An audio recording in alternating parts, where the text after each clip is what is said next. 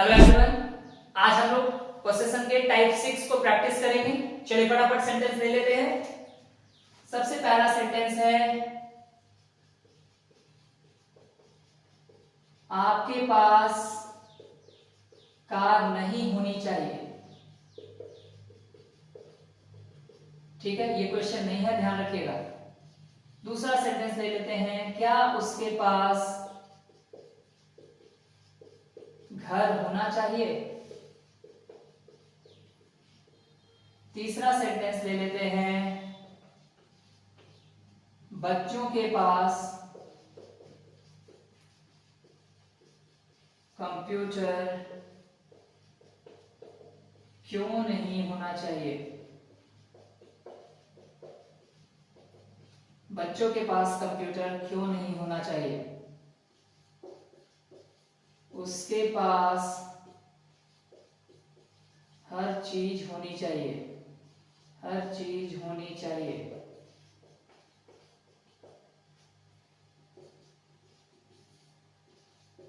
क्या हमारे पास ज्ञान नहीं होना चाहिए।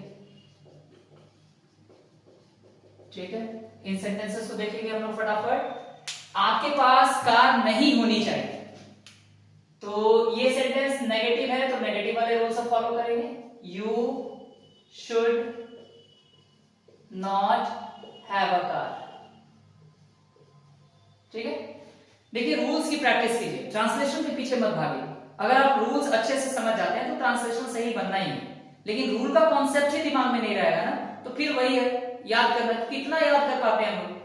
ग्रामर कोई याद करने वाली चीज है नहीं, उसको समझिए और समझ के जब बनाइएगा तो बहुत मजा आएगा ट्रांसलेशन बनाने में। अभी तो ये शुरुआत है ना, पहला चैप्टर चल रहा है। ऐसे ऐसे सेंटेंस हम लोग ट्रांसलेट करेंगे जो आपने कभी कल्पना भी नहीं की। ठीक है, क्या उसके पास घर होना चाहिए।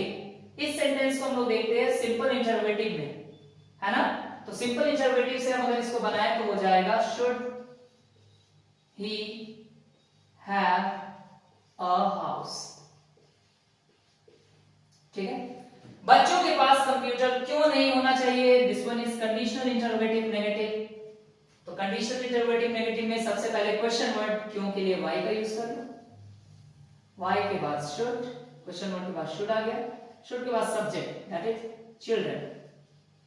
Okay, why should children. Now you can add not, then after have, object is a computer.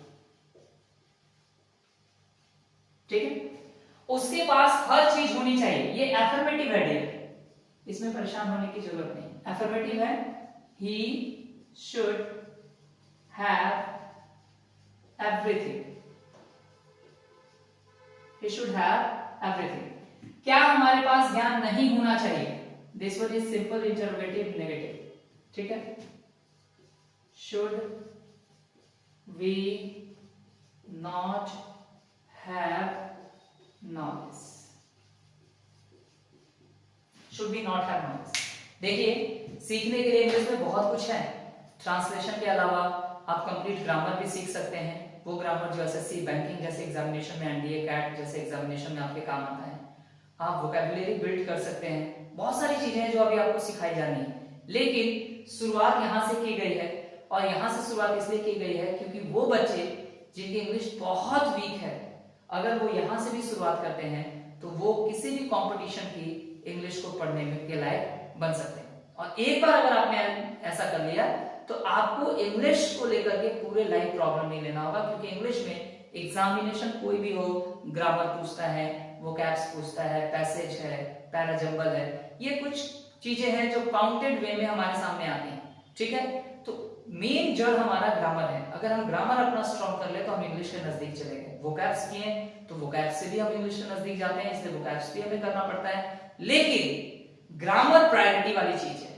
ठीक है, क्योंकि ग्रामर में एक हमेशा एक बात याद रखिएगा, अगर आपने एक चैप्टर पढ़ लिया नाउन, अगर आपने नाउन कंप्लीट कर लिया तो एग्जाम में आपके पास दो ही ऑप्शन, या तो नाउन से क्वेश्चन आया ही नहीं, चलो that is our bad luck, लेकिन अगर आएगा और आपने वो चैप्टर पढ़ा है तो आप उसे जरूर बनाएंगे। लेकिन वोकैब्स की क्या होती है, वोकैब्स की बात क्या होती है, आपने कितने भी वर्ड मीनिंग याद कर दिए, लेकिन ये गारंटी नहीं होती कि वर्ड उसी से आएगा जो आपने याद किया, लेकिन ग्रामर में ये गारंटी होती है। इसका ये मतलब नहीं कि हमें वर्ड मीनिंग पढ़ना ही नहीं है। देखो word meanings are the ornament of English language.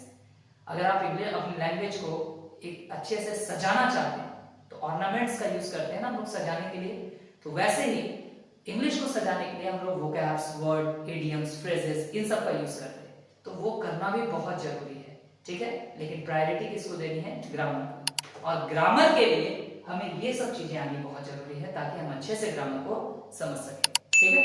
Thank you everyone, मिलते हैं अगले वीडियो में। Have a good day.